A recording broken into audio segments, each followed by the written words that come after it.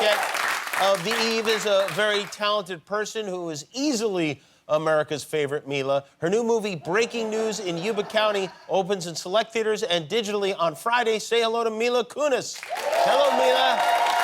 Hi, Jimmy. How are you? Oh, this is so weird. I'm not gonna lie. This is so strange. It is strange. It is strange. It's strange, too, because I feel like I just saw you on Sunday you and Ashton were in a Super Bowl commercial. Yeah, eating some Cheetos. Eating some Cheetos, that's right. Which your house looks a little bit different than it did. Is Shaggy still there? What if Shaggy just like walked over? Just like, it wasn't me. It'd be so weird. You know, it was great. Yeah, we did a commercial. It was really great. And one thing is Shaggy won't leave. It's the strangest thing. Just hanging around. He's quarantined in our house with us. It's fine, guys. It's Were fine. you guys sitting there waiting for your commercial to come on, watching the game? One of us was. The other one was busy running after some children. Wait, let me guess which one was which. I would say in a non-quarantined COVID environment, he'd have friends over. It'd be a whole thing. We'd have our friends' kids over. There'd be a bouncy house. Right. But, you know, it's a pandemic. So it's the four of us. And I was like, I love you. It's your birthday. I'll take the kids. Don't worry about it. So my kids were in and out. You know what I mean? Like, they were like, pay attention, and they wouldn't. And they were excited, and they like football, but they're 6 and 4. So they were like, football, squirrel. And so I ran. Oh, so it was his birthday for real on Sunday. Yeah. Oh, Yeah. okay. Oh, all right. So his birthday's always either on Super Bowl or, you know, the day before, day after. So he calls it his own birthday present. Were you bummed that you couldn't watch the game? Or are you a football fan? Well, I mean, I love sports, okay? I do. Like, I love any sporting event live. But sports on television for me is just not the same experience as it is for like a hardcore fanatic. Right. And so I can pretend like I understand what's happening, but I don't. You don't, yeah. I really don't. Like, I'm not the person who can realize what the play is. So so watching a game with me is like, wait, what happened? Wait, what did he do? Wait, what happened to the ball? Well, I don't understand. Like, that's me the whole time. So I was a little bummed. I got to watch the halftime show, so that's all I really wanted to see. Yeah. Do you remember which teams were playing in the game? Yeah, watch Kansas City Chiefs and the Buccaneers. Yeah, you got it. All right. So you weren't totally pretending. Oh, thank God. Was that Ashton's gift? You keeping the kids away from him during the game? I mean, yeah, I'd like to think so. But you know, again, we're in quarantine. So we try to give each other experiences. Our lives are so intertwined. Like, our bank accounts are together. So like, giving each other fancy gifts is the same as paying for your own gift. Right. It's irrelevant, you know. So we like to give each other experiences or something that we can both enjoy. In the times that we are living in today, I don't know if you guys did this with your family. We did a lot of drive-through experiences. We did one over Christmas, yes. We drove through and we looked at Christmas things. Yeah. Okay, we've done all of it. Oh, so you have? Like, yeah. Oh, Jimmy. I wonder, Mila, if people know what you're talking about. So explain, because I wonder if they're doing this every place. Yeah. Oh, I know they are, because I've sent them to, like, my sister-in-law. I was like, listen, Jurassic Quest is coming to your town. And she was, like, across the country. Okay, so essentially what it is you sit in your car and you pay per car going through this drive-through literal experience. And so I thought that this weekend would be really fun. There's no traffic in quarantine to get further places. So we went to like Arcadia, which is fairly far away for us. And we had like dim sum, which we normally wouldn't get there because the wait would be an hour and a half, but here was no wait. We had a car picnic. It was really cute. We got like boba. And then I was like, guys, we're going to a rave. My husband's like, what? I was like, don't worry about it. I got this. We showed up. I'm not kidding you. I took my 4-year-old and my 6-year-old and my grown-ass husband to a baby rave. It was like lights everywhere, music. It was physically put on by a rave company. You felt like you were tripping on acid. They give you these glasses that, like, what's the word when they like crystallize everything and make everything, the lights all like crazy? Hallucinating? I was like, I mean, yes, essentially. My kids were like, this is the best experience ever. I was like, oh no. Oh, really? Wow. What a weird, it's a rave for children, for little kids. It's a baby rave. And It's a full kids rave. Did they give them Benadryl or something beforehand, or how does it work? So we buy like light sticks, and I was like, meh, meh. I mean, it could not. Child Protective Services is allowed to come after me. It's okay. I understand. Can I be honest with you, Mila? I have kids just about the same age as yours. Yeah. This sounds like the worst birthday ever. If I'm Ashton, it sounds like the worst possible things. Like you're going to be in the car for an hour and a half with the kids. Longer, Jimmy, longer. Oh, no. There was traffic getting into the drive-thru experience.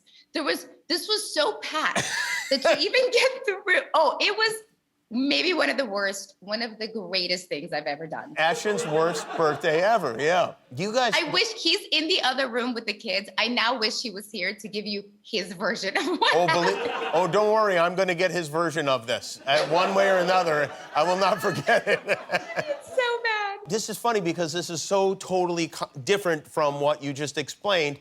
You guys have you both been doing this, or is this your thing, gardening in the growing crops? Oh, okay. Yeah. So no, it is not my thing. Okay. I am a city girl, okay? I cannot grow a cacti, okay? This is not my thing. But we bought a house. I became a mom. I was like, I am one with nature. I am woman. Like everything about me, I was like, I'm gonna be a Pinterest mom. I was like, no, I'm an Amazon mom. Like I don't Pinterest. Okay? And then we bought a house and I was like, I'm gonna grow all fresh fruits and vegetables. And I was like, okay, so the gardeners are gonna grow fresh fruits and vegetables. Like, let's just be real here. But then COVID hit. And I was like, no one in the house, massive lockdown. And I was like, okay, what do?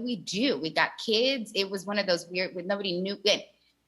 And my husband's from Iowa, and we had this patch of dirt, and we looked at it, and we were like, we have time to plant some corn. And he was like, let's just do it. And so we planted a pretty good sized lot of corn. Everybody was like, you guys, it's LA, you're not gonna grow any corn, the food, the soil, the weather. And we were like, whatever, it's corn. What do? We have nothing else to do. Every single stalk, we had hundreds and hundreds of ears of corn. We didn't know what to do. We were giving them away. Look at this, that's nothing. Your crop, your harvest. That's like 1/100th of what we had. Really? We had so much corn. And here's the thing. We're in a pandemic. We can't do a barbecue. We can't have like a people over for like a pool party. We was just stuck eating corn. We had corn for breakfast. We had corn for lunch. We had corn.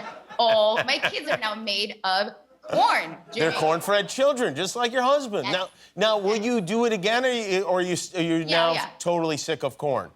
No, all jokes aside, I love corn. Okay, This was a lot of corn. But it was great because the kids, I was like, you like growing some corn? Well, we got to, like after the corn was done and we harvested all, it was just us. And I was like, grab a rake. We got to grab the roots out of the ground. And my kids were like, what? And I was like, oh yeah, honey, we're also going to take all these roots out. And so we spent for us, it was like 2-3 days by hand ripping it out. I've never had more respect for gardeners, farmers, landscapers, anybody that deals with dirt and grows food. I mean, talk about genuinely learning how hard this is. It's really, maybe you could sell corn next time around. I feel like this could be a business for you. I'll come find you. I'll just drop off some. We started driving around and doing like COVID-friendly, masked up drop-offs. He showed me like, we have some extra corn. Here's 40 stalks. We got a load of Kunis corn. Everybody. All right, we're gonna take a break. When we come back, we'll see a clip from your new movie. Mila Kunis is with us. We'll be right back. You're gonna do great. Thank you. Yeah.